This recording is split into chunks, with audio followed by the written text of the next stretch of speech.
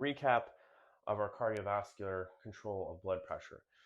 So again, carotid sinus, special receptors called baroreceptors, measuring the stretch in the carotid. They're located right where the common carotid splits into the external and internal carotid.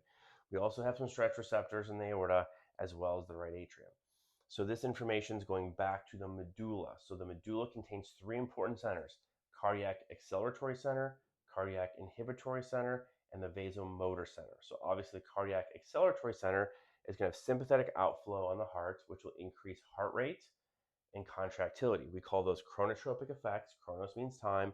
Inotropic effect, that's going to directly affect the squeeze of the heart. Okay, cardiac inhibitory center is going to send out parasympathetic signals, or cranial number 10, vagus nerve is parasympathetic.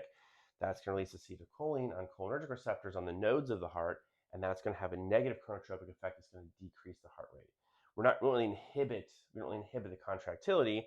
We just are going to make the heart slow down. So again, if blood pressure is going too high, or we want to decrease cardiac output for whatever reason, we're going to stimulate the cardiac inhibitory center, so we have more parasympathetic outflow to decrease heart rate, but we also have to turn this one off. So we have to turn this one switch on, we have to turn the other switch down, right? Because the autonomic nervous system is always a balance between the two. Okay, and then for blood vessels, we don't have a parasympathetic stimulation of those vessels. We just have sympathetic nerves, so we just have one center, the vasomotor center. You either turn the dial up, you turn it up, or you turn it down. So you crank the dial up, more sympathetic outflow. We're stimulating smooth muscles in the tunica media. We get more vasoconstriction. So we make the diameter of the vessel smaller. That's called sympathetic tone. How much sympathetic outflow do you have to the vessel? So how constricted is it, right? The less outflow, it's lower dilated. The more outflow is more constricted. So if we have increased sympathetic tone, we get vasoconstriction. And with vasoconstriction, this is going to increase our resistance. Okay, so smaller pipes for things to flow through. So if we increase our TPR, this is going to increase our blood pressure. So the opposite is true. If you decrease your TPR, that's going to decrease your blood pressure. So what does that mean? Cardiac output and total peripheral resistance have a direct relationship with blood pressure. If they go up, blood pressure goes up. If they go down, blood pressure goes down. That's a direct relationship as opposed to an inverse relationship. Okay, scenario, blood pressure is going too high. Baroreceptors in the carotid sinus say, we're going to send action potentials to the medulla, knowing there's more stretch in the carotid, hence blood pressure is going up. We want to lower blood pressure. So what do? Stimulate the cardiac inhibitory center, more parasympathetic outflow in the heart.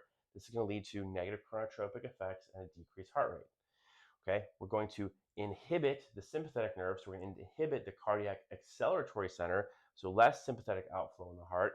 So we're going to block these positive and positive inotropic effects. Okay, the net effect is going to be decreased heart rate, decreased contractility.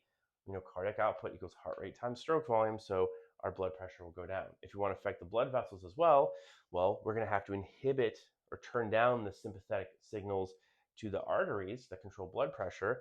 And so we're going to inhibit the vasomotor center. We'll have decreased sympathetic tone. We'll get vasodilation, which is going to decrease our resistance, which is going to decrease our blood pressure. Now, the flip side, blood pressure is dropping too low. You're laying down, you stand up real fast, blood pressure is dropping. Well, what do you want to do?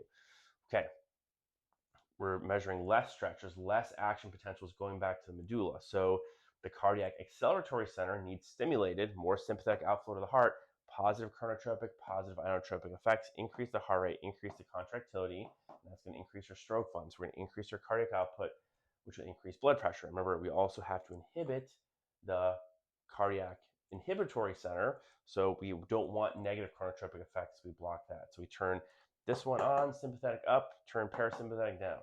Now the blood vessels, we need to constrict the blood vessels. So we're going to stimulate the vasomotor center in the medulla, and we're going to get increased sympathetic tone leading to vasoconstriction, which is going to increase our resistance, and we're going to increase our blood pressure. So those are two scenarios, how we would either lower it or decrease it, and this kind of fluctuates throughout the day, and depending on your needs. If you're running on a treadmill, well, systolic blood pressure has to go up, heart rate has to go up, cardiac output has to go up.